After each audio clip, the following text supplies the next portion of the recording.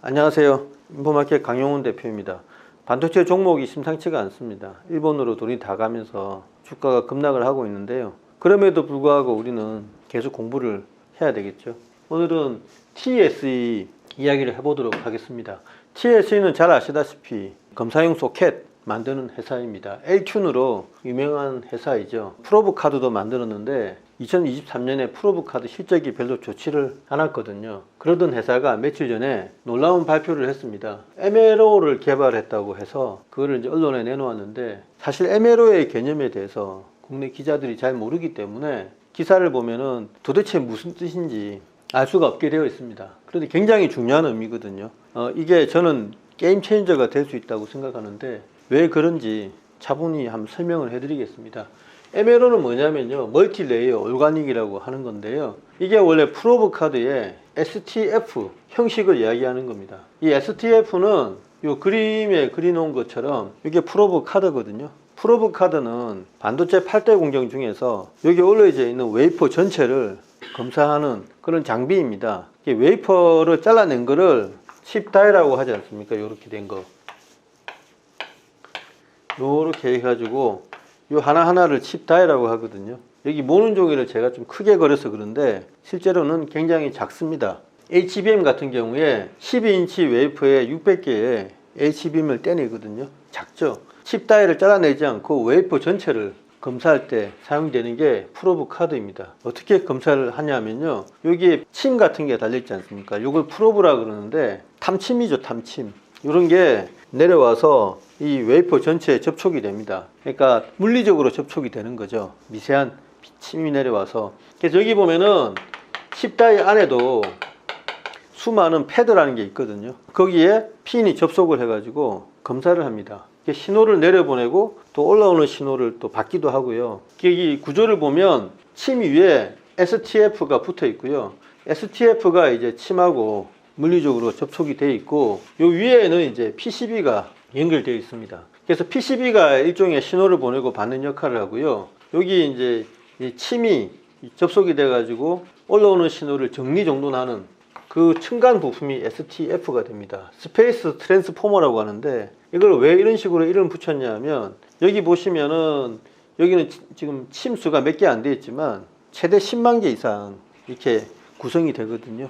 폼팩터라는 세계적인 회사에서 주로 HBM이나 고밀도 D램 같은 걸 검사하는 프로브 카드를 만드는데, 폼팩터의 어떤 그런 걸 보면요, 침수가 거의 뭐 10만 개 이상 이렇게 됩니다. 굉장히 조밀하죠. 그러니까 여기에서는 굉장히 조밀한데 PCB로 보낼 때는 아무래도 신호 간격이 좀 넓습니다. PCB가 굉장히 크거든요.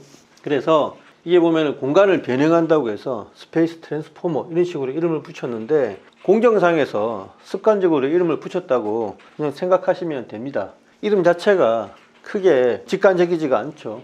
이렇게 되는데, 요거를 지금 MLO 방식으로 만들었다는 거예요. 이게 어떤 의미가 있냐, 여기 보시면 MLC라고도 있는데요, 이거는 멀티레이어 오가닉이라고 하고요, 이거는 멀티레이어 세라믹이라고 하거든요. 이게 두 가지 방식으로 STF를 만들어 봤습니다. 이 MLC라는 거는 이제 세라믹으로 만드는 건데, 국내에서는 샘CNS라는 회사가 만들죠. 이거를 두 가지 형태로 만듭니다. HTCC라고도 하고요, LTCC라고도 하는데, 이건 하이 템퍼러처 코파이어드 세라믹 이렇게 되는 겁니다. 그래서 코파이어드라는 거는 동시 소성, 소성이라는 게 불로 태워가지고 만든다 그런 뜻이잖아요. 로우 템퍼러처 코파이어드 세라믹 이렇게 되어 있는데, 이 샘CNS에서 만든 거는 이 방식으로 이 세라믹 STF를 만들어 왔거든요. MLC 방식의 STF는 주로 낸드 플러시, 이 웨이퍼 검사용으로 많이 사용되어 왔습니다. 그런데 MLO 방식은요, 주로 비메모리 반도체, 그러니까 우리가 GPU라든가 스마트폰의 AP라든가 좀 고부가 제품 있잖아요. 그 고부가 제품, 파운드리에서 만들어내는 고부가 제품, 그런 그 웨이퍼를 검사할 때는 이 MLO STF를 사용합니다. 그러니까 방향이 다르죠. MLO는 비메모리, MLC는 메모리 중에서도 낸드 플래시 이렇게 되거든요. 사람들이 이제 잘못 이해를 한 게 반향이 없는 게요, 그동안에 이제 블로그나 뉴스를 보면 MLC가 훨씬 우월하다 이렇게 잘못 알고 있어 왔거든요. 그러니까 이게 세라믹으로 만들었으니까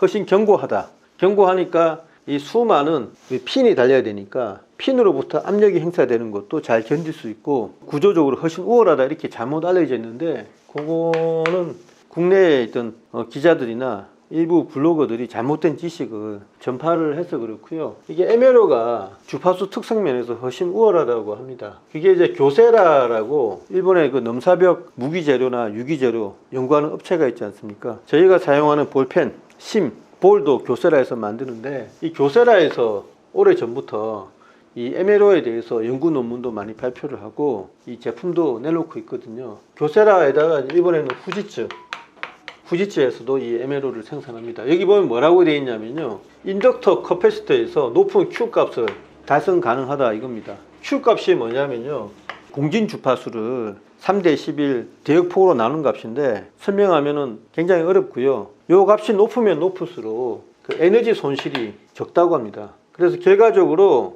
하이패스 필터 디자인이 가능하다고 되어 있는데, 무슨 말이냐면 간단합니다. 잡음하고 저주파를 제어할 수 있는 그런 신호가 명료한 그런 PCB를 만들 수 있다 이런 이야기입니다. 간단하게 얘기를 하면. 그래서 유기 에메로가 멀티레이어 오가닉이 그런 장점이 있다고 이렇게 교세라에서 오래전부터 이야기를 했고, 여기 보시면 제품인데 굉장히 얇죠.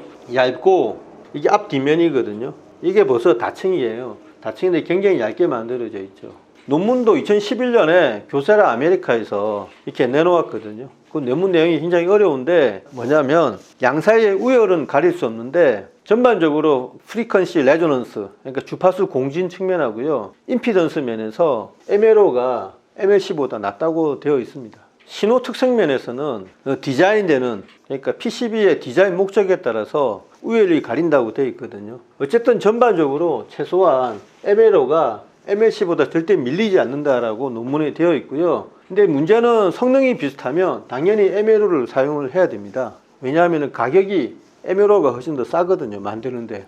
가격도 싸고 성능도 넘사벽이다 이겁니다. 근데 만드는 게 이제 어렵다는 거죠, MLC보다. 요거를 TSE에서 자회사를 통해서 거의 7, 8년 동안 개발을 해왔는데 이번에 이제 이게 성공을 한 것 같아요. 그리고 아울러 자회사에서는 사로부터 콜 테스트에 통과됐다 이런 이야기도 있더라고요. 그러니까 이게 에메로 시대가 열린 건데 일본에서만 하든 교세라하고 후지츠에서만 만들 수 있든 한 회사가 더 있습니다. 대만의 T사의 자회사가 이 에메로를 전담해서 만들어서 T사에 납품을 하거든요. 이게 전 세계적으로 서너 개 회사밖에 못 하던 건데 그거를 이제 TSE 그룹에서 만들어냈다 이겁니다. 기술적으로 보면 두 가지 의미가 있어요. 하나는 뭐냐면 비메모리 향으로 시장에 진출했다는 거거든요. 그동안 TSE는 그 메모리 중에서도 낸드 플래시용 프로브 카드만 생산을 해왔는데 그 중에 D램용 시장에 진출하기 위해서 굉장히 노력을 했는데 잘 안 됐지 않습니까? 그래서 낸드에서 D램으로 가서 바로 이렇게 비메모리로 가는 계획을 세웠는데 D램을 건너뛰었다 이겁니다. 그냥 바로 비메모리로. 그래서 기술적으로는 굉장히 큰 진보고요. 비메모리 시장에 진출했기 때문에 요건 기술적으로도 그런데 시장 측면에서 보더라도 전체 이 프로브 카드 시장이 한 3조 원 훨씬 넘거든요, 연간으로. 근데 그 60%가 비메모리니까 더 큰 시장에 진출했다 이런 커다란 의미가 되고요. 두 번째는 뭐냐면 또 다른 기술적인 의미로 엄청난 기술적 진보를 이뤘다 이겁니다. 어느 정도 급이냐면 이게 서브스트레이트를 완성했다 이겁니다. 이게 무슨 말이냐면 서브스트레이트라 하면은 반도체 패키징 기판을 서브스트레이트라고 하지 않습니까? COWOS에서 여러분들이 칩 온 웨이프 온 서브스트레이트, 그 서브스트레이트급의 기술을 확보했다 이겁니다. 무슨 말이냐면요, 여기가 반도체잖아요. 요게 STF고 요게 PCB인데 요걸 뒤집어 보십시오. 그러면 반도체가 위에 있고 반도체를 패키징하는 서브스트레이트가 중간에 있고 바로 밑에가 또 마더보드가 되어 있는 구조 있지 않습니까? 똑같아요. 요게 바로 이 칩 대신에 웨이퍼가 가는 거고요. 요게 서브스트레이트 대신에 그 역할을 하는 STF가 되는 겁니다.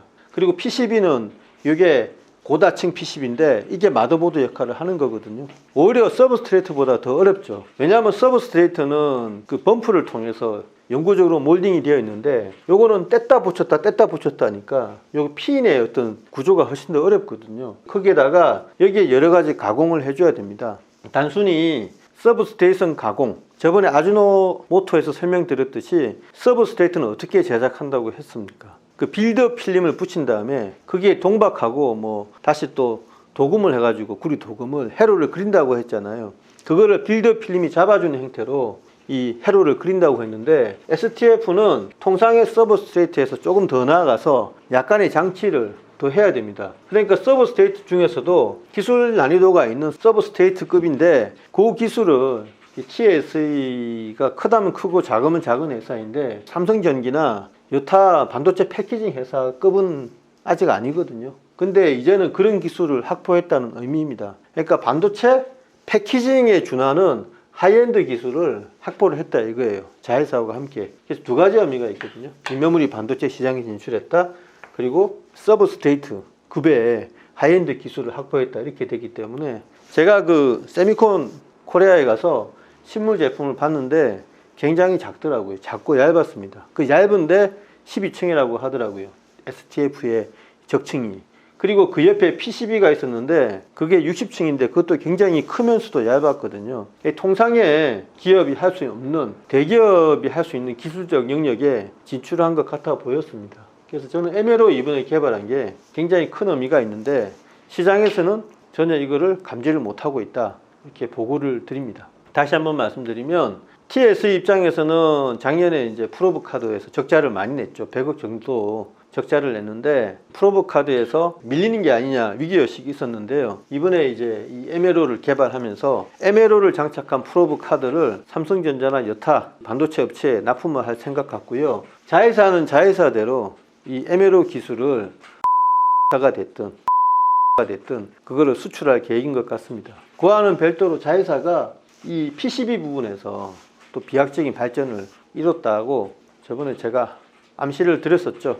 하여튼 뭐 반도체 시장이 침체가 된 것 같지만 이런 기술적 진보는 차분히 진행되고 있다는 걸 말씀을 드립니다. 네, 감사합니다.